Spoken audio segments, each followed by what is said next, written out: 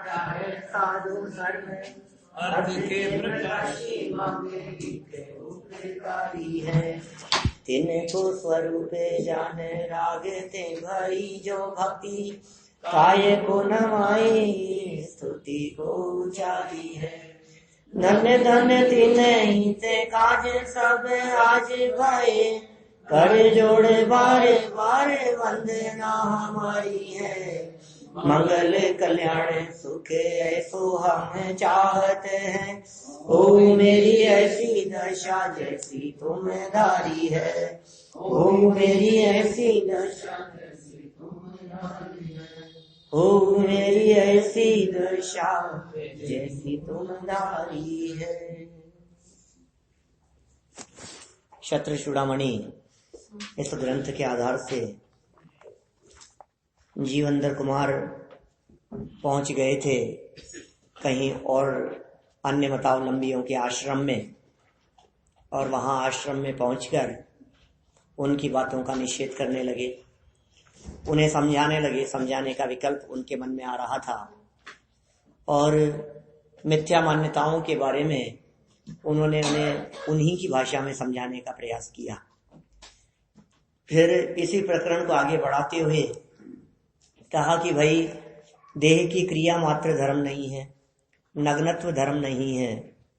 7 तत्वों का यथार्थ ज्ञान और यथार्थ श्रद्धान होने पर ही सच में धर्म प्रकट होता है। बोले ये 7 तत्व क्या हैं और इन 7 तत्वों का स्वरूप क्या है, इसे भी थोड़ा सा एक बार आप समझ लो।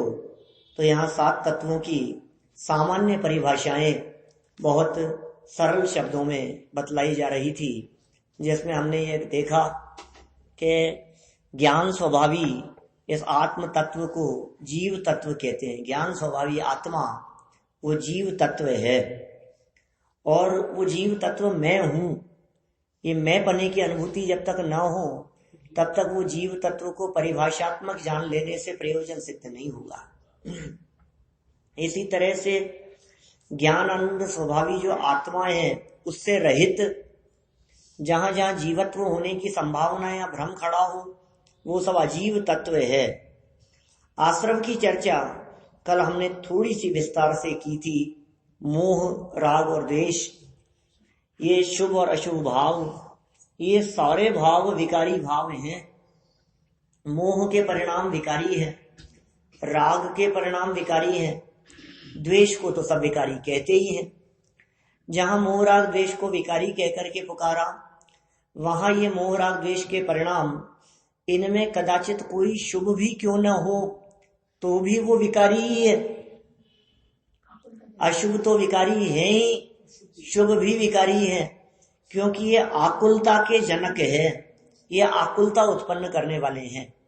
इसलिए हमारे आचार्य ने कहा शुभ अशुभ वृत्ति एकांत रूप से दुख देने वाली हैं।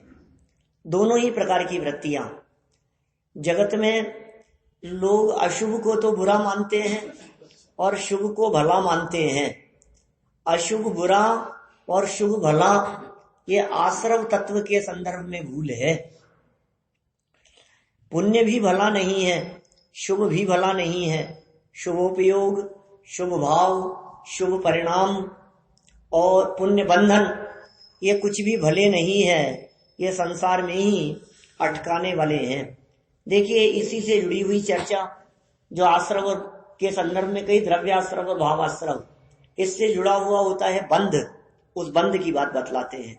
285 नंबर पेज है। माने पहले आश्रव के 2 स्वरूप समझना भी बहुत जरूरी था। बोलो आश्रव के 2 स्वरूपों में एक को भावाश्रव कहा, एक को द्रव्याश्रव कहा। तुम्हारे कौन सा होता है? तुम कौन से आश्रव को करते हो? भावाश्रव। माने ये जीव द्रव्याश्रव का कर्ता नहीं है। द्रव्याश्रव पुद्गल का परिणमन है। द्रव्याश्रव में कर्मों का आना, वो कर्म अपनी योग्यता से आते हैं, कर्म अपनी योग्यता से बंधते हैं।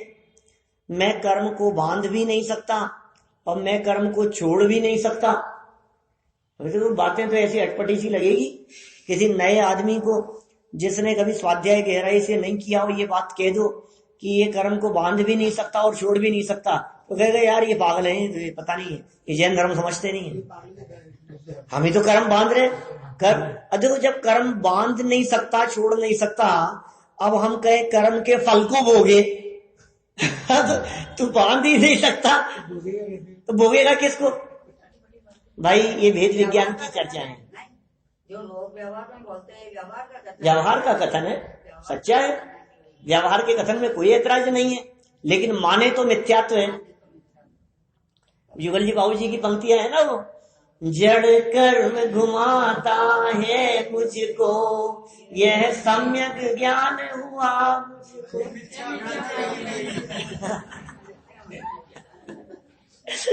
ये मिथ्या भ्रांति है, तो गजब हो गया भाई। आप जगत के जीवों को ये बतलाओ जड़ कर्म मुझे घुमाते हैं, वो कहे सही कह रहा है, सही कह रहा है। अरे सही नहीं कह रहा है, ये मिथ्या है। मैं कर्म के उदय से नरक में चला गया, कर्म का उदय आया तो साहब भोगना ही पड़ेगा, भुगतना ही पड़ेगा, मैं क्या करूं साहब, कर्म का उदय साहब, ऐसे पाप कर्म का उदय आ गया हमारे, कि ये बात सच्ची नहीं है क्या साहब, ये झूठी बात है, ये मिथ्यात्व है, ये अनंत संसार का कारण है। जड़ कर्म घुमाता है मुझको, मिथ्या भ्रांति। सावधान रहे, तू सतर्क रहे। तो ये जड़ कर्म मैं बांधता हूं, मैं छोड़ता हूं, तो फिर साहब सारा संसार दशा खत्म हो जाएगी। आप बांधने वाला भी नहीं मानोगे, छोड़ने वाला भी नहीं मानोगे। हम तो सोच रहे थे दुनिया इसी से चल रही है, कर्म बंधन से। अब आपको बांधने वाला भी नहीं, छोड़ने वाला भी नहीं, तो खत्म हो गया सारा खेल। फिर क्या रहा कि सुन भाई, ये कर्म बंधते हैं अपनी योग्यता से। यदि बंधन को स्वीकार न किया जाए तो संसार दशा सिद्ध नहीं होगी। तो बंधन तो है, लेकिन बांधा किसने? वे कर्म अपनी योग्यता से बंधे हैं, बांधा नहीं है हमने। दुनिया में कौन व्यक्ति ऐसा होगा जो कर्म बांधना चाहेगा? कोई भी तो नहीं बांधना चाहता है। आप सोचते हैं हमारे कर्म बंधे, नहीं, बांधने से बंधते ही नहीं है, बांधने से बनते ही नहीं है। इतनी ऑटोमेटिक व्यवस्था चल रही है। टोडरमल जी साहब ने दूसरे अध्याय में मोक्ष मार्ग प्रकाशन में ऐसे प्रकरण उठाए, बोले जिस तरह से भोजन ग्रहण किया जाए तो एक घास मुंह से ग्रहण करने पर अंदर में वो भोजन का कण कण सप्त धातु रूप से अपने आप बदल जाता है, अपने आप परिवर्तित हो जाता है। इसी तरह से ये ज्ञानावरणादि कर्म इस जीव के विकारी भावों का निमित्त पाकर, निमित्त है विकारी भाव। अब इसको व्यवहार की भाषा में कह देते हैं हमने ही बांधे हैं, ठीक है, हमने ही बांधे, हम ही तो बांध रहे हैं सब कर्म। हम बांध रहे का अर्थ हमने काम ऐसे किए जिससे वे कर्म आकर के बंधे। वे काम क्या किए? वो काम थे राग द्वेष। ये हमारा काम है। कर्म बांधना हमारा काम नहीं है, छोड़ना भी हमारा काम नहीं है। इसलिए ये जो परिभाषा है, यहाँ जो अभी संवर की परिभाषा देने वाले हैं, अभी बंद पढ़ेंगे बीच में। फिर संवर, कुंद कुंदाचार्य देव का संवर अधिकार पढ़ो, समय सार का पढ़ा ना, बोलो संवर अधिकार। गाथा नंबर 181 से शुरू हुआ, 181, 182, 183, इन 3 गाथाओं का ग्रुप दिया एक, प्रदेश वेद की चर्चा की। संवर समझा रहे हैं क्या? चढ़ रही सब, थोड़ी सी बात गहरी है, क्या कह रहे हैं? पहले भी बताइए थोड़ा सा। हाँ, आएगा, रेगुलर रहूंगे तो जरूर आएगा। अब आप जयपुर ही नहीं रहो तो बात अलग है। संवर किसे कहा? बोले सारा जगत यह कहता है आते हुए कर्मों के रुकने का नाम संवर है। बोलो साहब, ये कहते हैं संवर किसका नाम? आश्रम निरोध है संवर, तत्पर सूत्र में 9वें अध्याय में आश्रम निरोध है संवर है। आश्रम के रुकने का नाम संवर है। तो तू रोक सकता है आश्रम को? कुंद कुंदाचार्य देव जब समय सार में व्याख्या करते हैं तो कहते हैं उपयोग में उपयोग है, इसका नाम संवर है। कर्मों की चर्चा नहीं कर रहे। कर्म में तेरी चलेगी कहां? तू चलाएगा कैसे? तू रोकेगा कैसे कर्मों को? तो साहब आप तो ये बतलाओ कि फिर संवर होगा कैसे? कि तू अपना काम कर, संवर हो जाएगा। कि अपना काम क्या? तेरा उपयोग मेरे उपयोग में। हमारा उपयोग, हमारे ज्ञान दर्शन की पर्याय ये हमारे ज्ञायक स्वभाव के साथ में जुड़े तो फिर क्या होगा कर्म का? आते हुए कर्म अपने आप रुक जाते हैं। तो न आश्रव को समझता है, न संवर को समझता है। आश्रव को संवर समझ लेता है, बंध में मोक्ष मान लेता है। आश्रव को संवर जाना, बंध में ही मुक्ति माना। क्या क्या है आगे? शुद्ध को पहचान रे। क्या? शुद्ध को नहीं पहचान रहा है, आश्रम को संवर समझ लिया है। ये समझ रहा है मैंने उपवास किया, संवर हो रहा है। ये समझ रहा है मैंने अनुष्ठान कर लिया, संवर हो रहा है। अरे संवर नहीं हो रहा, आश्रव हो रहा है, कर्म का आश्रव हो रहा है। संवर ने निर्जरा मानते हैं, उससे निर्जरा मानते हैं। उपवास आदि से निर्जरा मानता है। आगे की बात क्या? संवर से आगे समझ रहा है। अभी हम ये कह रहे हैं जो तूने उपवास किया उसमें तूने क्या किया ये बता। तूने क्या किया? कि भोजन नहीं खाया, पानी नहीं पिया, चाय नहीं पी, नाश्ता नहीं किया। तो नहीं किया हुआ ना, किया क्या ये पूछ रहे हैं हम तो।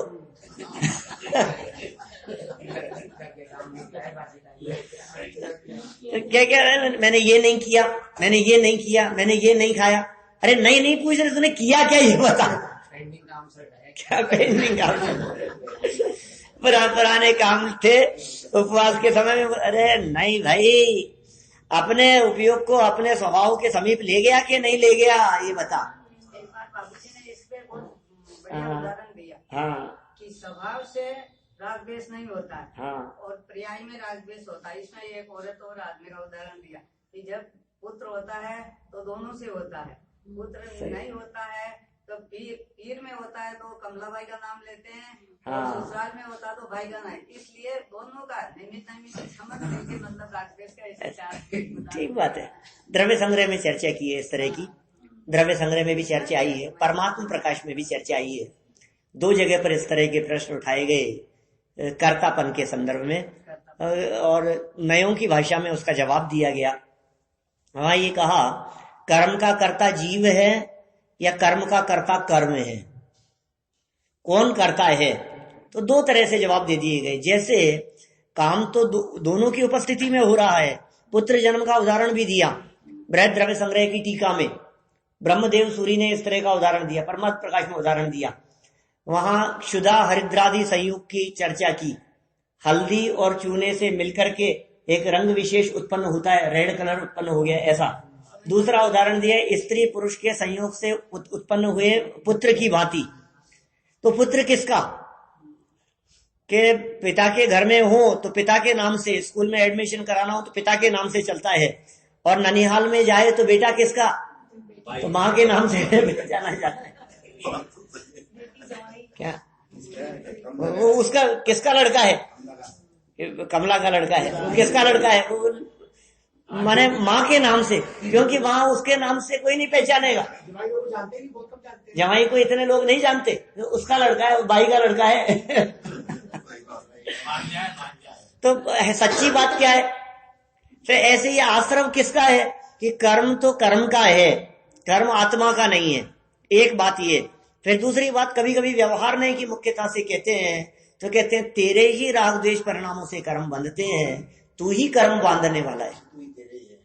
ये कर्म अपने आप नहीं चिपकते। कर्म अपने आप चिपकते होते तो सिद्ध भगवान के भी चिपकने चाहिए थे, लेकिन सिद्ध भगवान के कर्म चिपकते नहीं है। क्यों? क्योंकि वो ऐसे काम करते नहीं।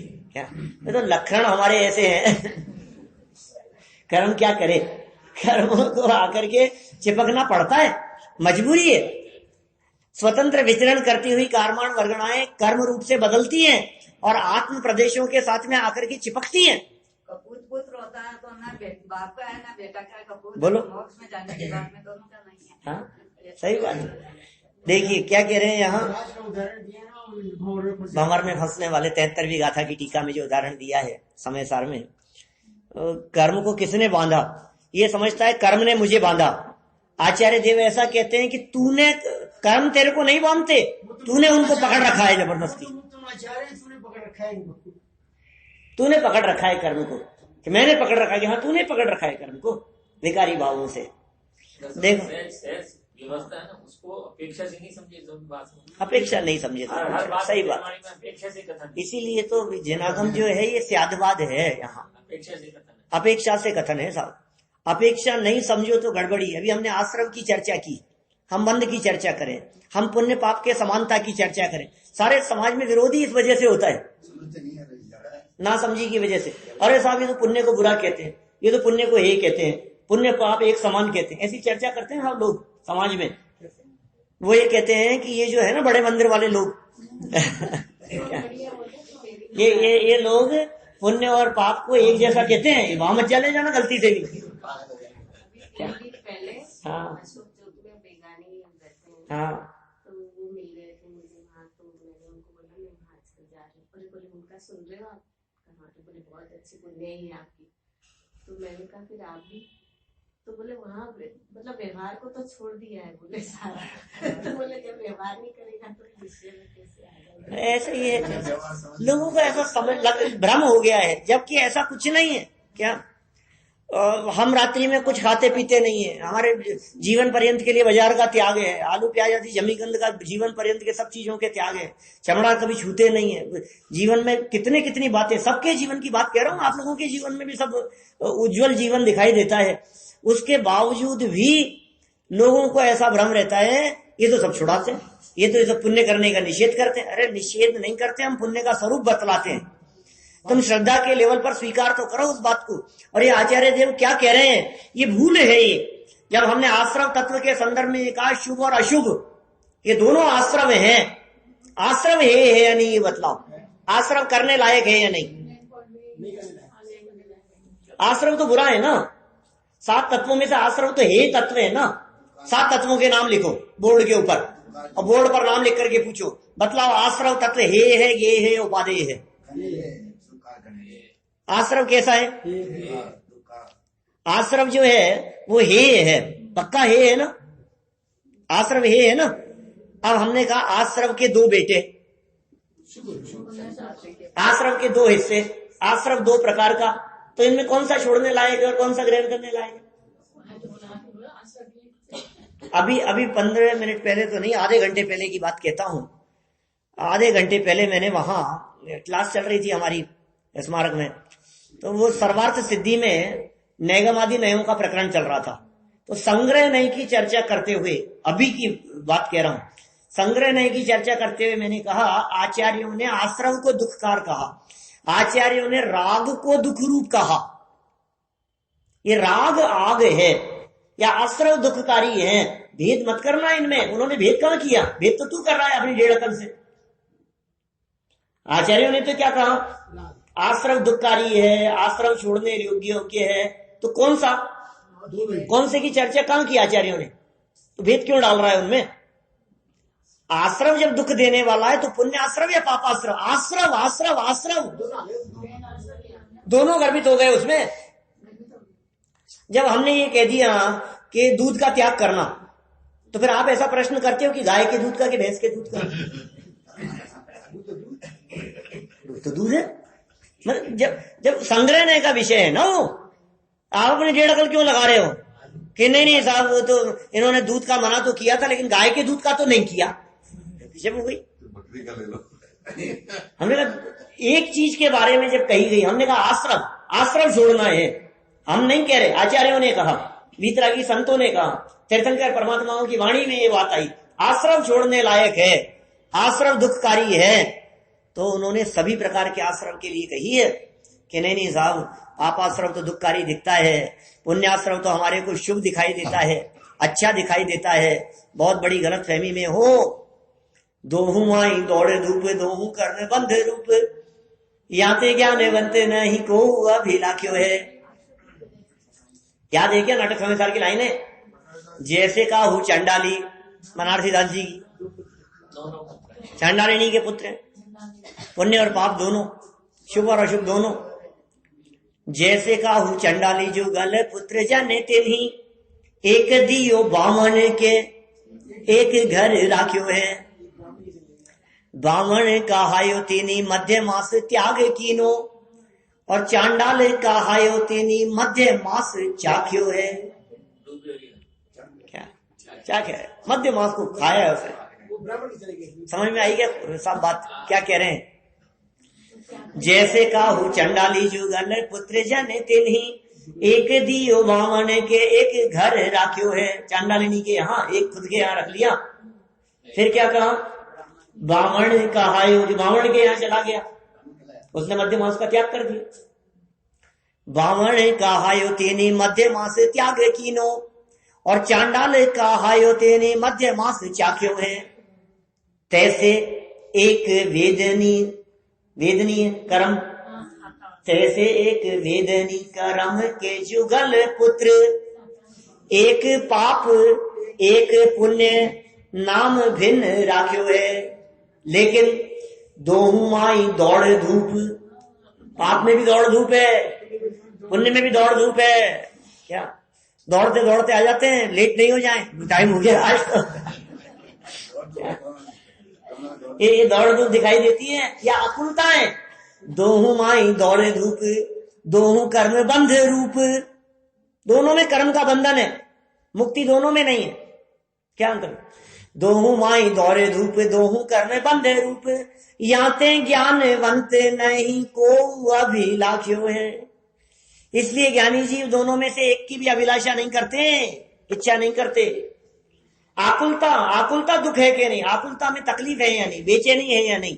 वो बेचैनी ख्याल में आती है या नहीं? या आश्रम में बेचैनी है, शांति नहीं है?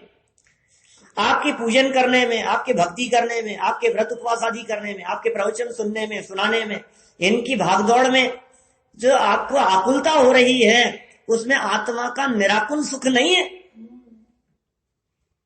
ये बाधा उत्पन्न करने वाले हैं, ये व्यवधान उत्पन्न करने वाले हैं। आत्म स्वरूप में रमणता छोड़कर कोई व्यक्ति पूजन भक्ति आदि में लग जाए तो कहा तूने क्या किया? ये उत्तम कार्य छोड़ करके कहां हीन कार्य के अंदर लग गया? ये तुझे शोभा नहीं देता है। आप यदि पूजन करने को धर्म कहें तो हम कहते हैं हमारे मुनिराज धर्मात्मा है या नहीं है? हाँ, मुनिराज की क्या बात करो, खूब धर्मात्मा है। तो पूजन कितनी करते? तो पूजन तो करते ही नहीं है।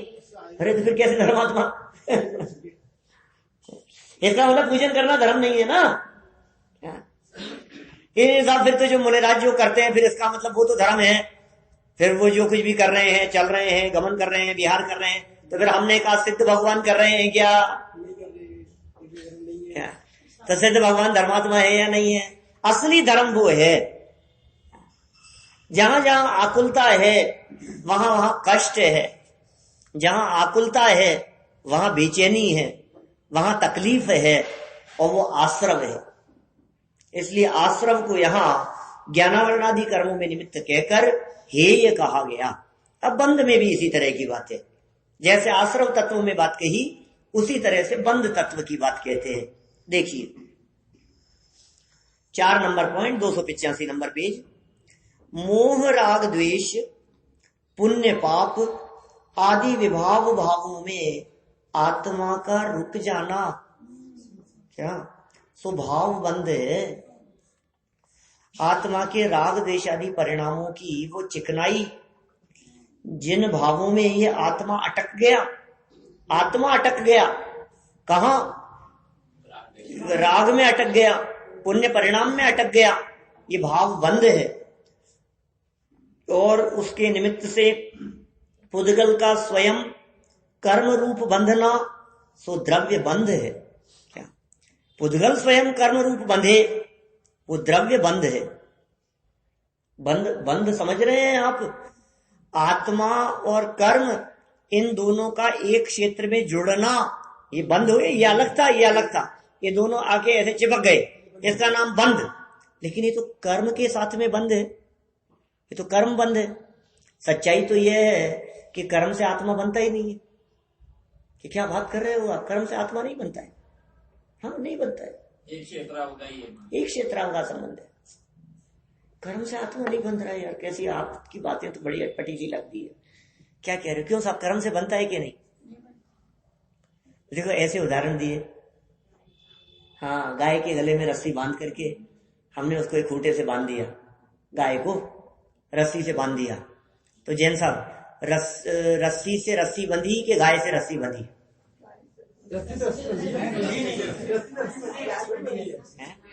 सोचो सोचो थोड़ा सा, किससे किसको बांधा है?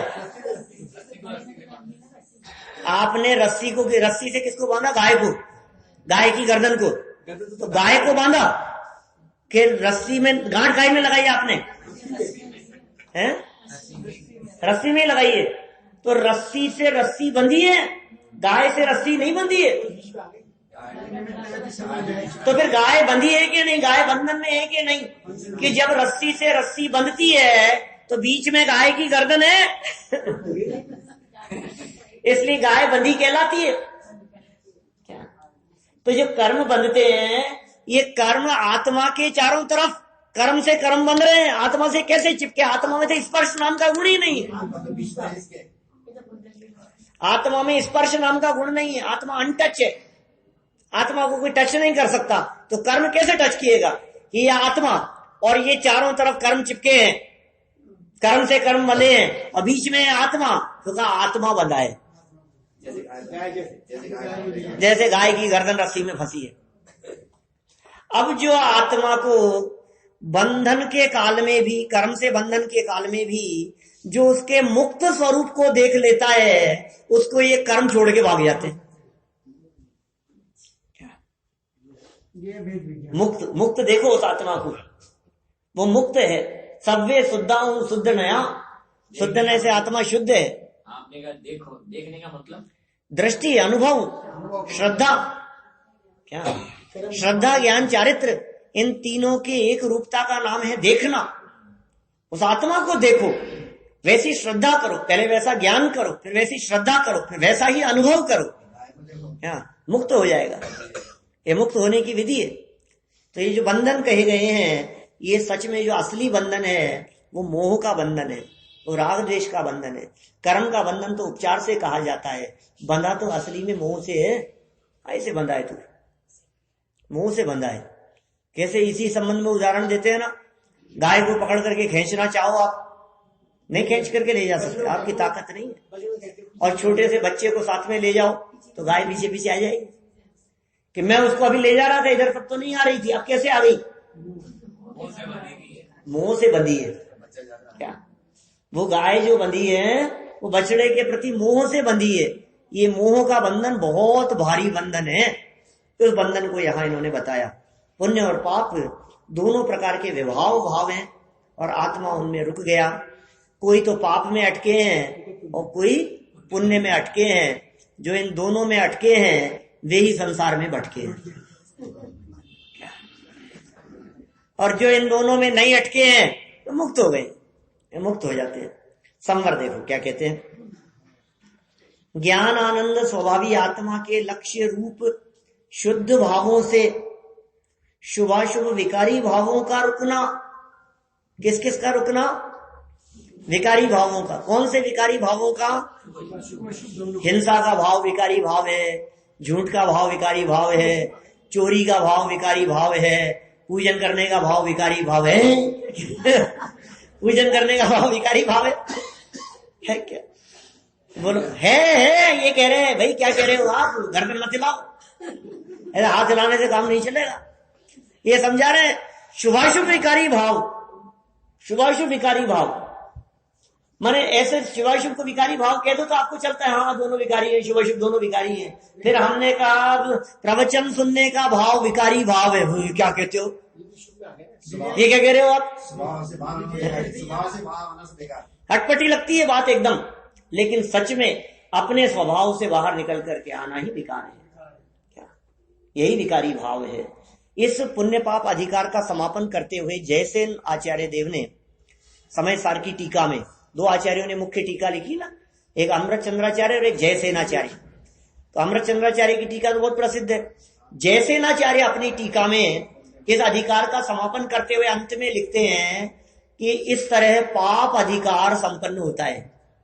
दोनों पाप अधिकार क्या? अधिकार का नाम था पुण्य पाप अधिकार, और नीचे क्या लिखा? इस तरह पाप अधिकार संपन्न होता है।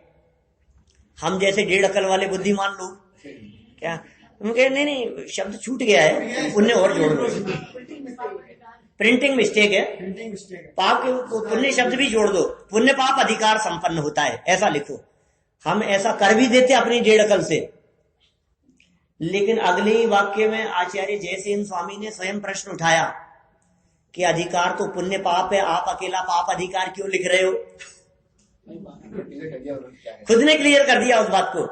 तो उन्होंने कहा कि जो स्वभाव से पतित कराए उसे हम पुण्य कैसे कहें, वो तो पाप ही है। जो स्वभाव से नीचे गिराने का काम करे वो पुण्य नहीं, वो पाप है। उसे हम भला कैसे कहें, वो तो बुराई है, मुक्ति मार्ग में अड़चन उत्पन्न कर रहा है। तो यहां संवर के संबंध में इन्होंने कहा शुभाशुभ विकारी भावों का रुकना मतलब नहीं होना, इसका नाम है भाव संवर। और तदनुसार नए द्रव्य कर्मों का स्वयं आना, रुक जाना, वो है द्रव्य संवर। माने जीव के परिणामों में होता है भाव संवर और कर्मों के आने के रुकने का नाम है द्रव्य संवर। कुछ इस तरह की व्याख्याएं भी मिलती है। आत्मा में अंतरंग में शुद्धि की उत्पत्ति वो भाव संवर, सुख की उत्पत्ति वो भाव संवर, सुख की वृद्धि, शुद्धि की वृद्धि वो निर्जरा, और शुद्धता और सुख की पूर्णता वो मोक्ष। शुद्धि और सुख की उत्पत्ति ये संवर, जहां उत्पन्न हुआ सुख उत्पन्न हुआ, शुद्धता उत्पन्न हुई, वो संवर है। जहां शुद्धि और सुख वृद्धि को प्राप्त हुआ वो निर्जरा, और जहां शुद्धि और सुख पूर्णता को प्राप्त हो गया वहां मोक्ष। ऐसी व्याख्याएं मिलती है शास्त्रों में। चलो निर्जरा की तरफ बढ़ते हैं अपन। ज्ञानानंद स्वभावी आत्मा के लक्ष्य के बल से स्वभाव स्थिरता की वृद्धि द्वारा आंशिक शुद्धि की वृद्धि ही भाव निर्जरा है। बात आ गई? आंशिक शुद्धि की वृद्धि, इसका नाम भाव निर्जरा है। और उसका निमित्त पाकर जड़ कर्मों का अंशतः खिर जाना वह द्रव्य निर्जरा है। धीरे धीरे कर्म का खिरना, द्रव्य कर्म का, वो तो द्रव्य निर्जरा है। और अंदर में जो शुद्धि की वृद्धि हुई उसका नाम भाव निर्जरा है। बहुत संक्षेप में सरल सरल शब्दों में कह रहे हैं। आपको इन बातों को गहराई से जानना हो तो 7 तत्व संबंधी भूल का प्रकरण सुनना।